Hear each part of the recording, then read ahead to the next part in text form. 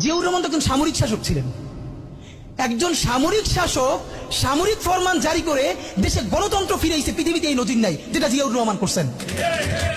আপনারা কি জানেন এই যে জিয়াউর রহমান গণতন্ত্র ফিরাইলেন, যার মাধ্যমে আওয়ামী লীগ রাজনীতি করার সুযোগ পাইল 22 সালের পর, সেটা কিসের মধ্য দিয়ে? তখন তো সংসদ নাই, সংবিধান তো সংশোধনও করা যাইতেছিল না। কিসের মধ্য দিয়ে? জিয়াউর রহমানের সামরিক ফরমানের মধ্য দিয়ে। পৃথিবীর একমাত্র একজন সামরিক শাসক যিনি ফিল করলেন না সামরিক পন্থা দিয়ে করা যাবে না, গণতন্ত্রে ফিরতে হবে। এবং দেখেন হাসিনারে এবং আওয়ামী লীগের চরিত্রটাই হইলো এরকম, এর যে একটু ভালোবাসে তার এসে হত্যা করে। শহীদ প্রেসিডেন্ট জিয়াউর রহমান শেখ হাসিনাকে দেশে আসার অনুমতি দিছিলেন, সুযোগ দিছিলেন এবং বলছে থাক সবাই রাজনীতি করুক। আসার 1 মাসের মধ্যে জিয়াউর রহমান শহীদ হয়ে গেছে, 13 দিনের মধ্যে। এবার দেখেন এই যে আমরা এখন যারা সবাই করতেছি, সুতরাং এটা একটা বিষ। এই বিষের সাথে আমরা কিভাবে লড়াই করব?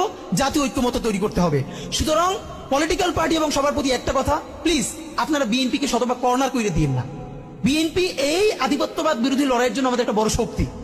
এই শক্তিকে এত বেশি কর্নার করা যাবে না যাতে তারা গিয়ে আওয়ামী লীগের হাত ধরে ফেলে। তারা যদি আওয়ামী লীগের হাত ধরে ফেলে তাহলে লড়াইটা তো আমাদের জন্য আরো কঠিন হয়ে যাবে।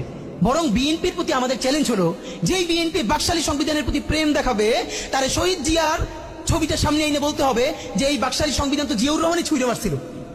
বেগম জিয়া বলেছেন এই সংবিধানকে ছুঁড়ে ফেলা হবে। এখন বেগম জিয়ার চেয়েও নতুন বিএনপি আসছে, বেশি প্রেমের বিএনপি।